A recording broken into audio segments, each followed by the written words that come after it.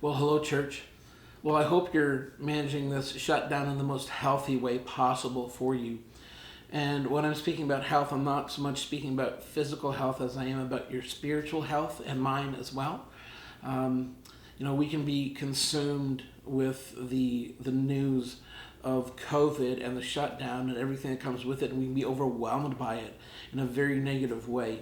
But we can counteract that and counterbalance it by spending time in the Word of God and connecting with people who can speak the Word of God into our life. Let me give you a verse of encouragement that was shared with me recently that really encouraged me.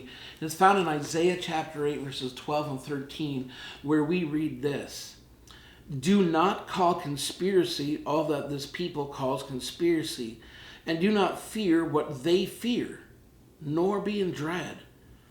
But the Lord of hosts, him you shall honor as holy. Let him be your fear, and let him be your dread." What a great verse. And the result of this is simply saying, trust God. He's in control.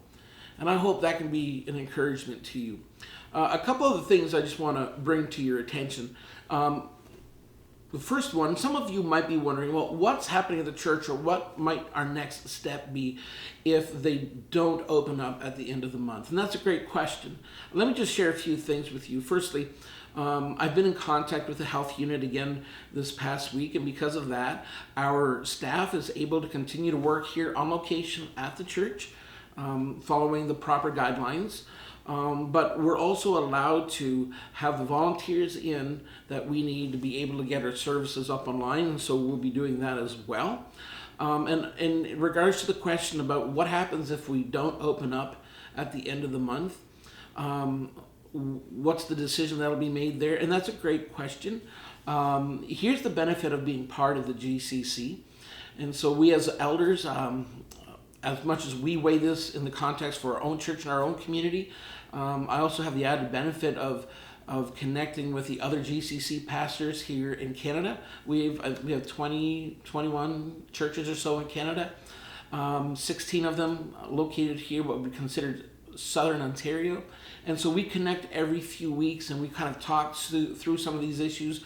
What's the next move? What should we be doing, and so forth. And so we're weighing those things. We're not making the decision on our own, but there's wisdom in a multitude of counselors, and it's great to be connected with an association where we have godly men who weigh these things biblically together.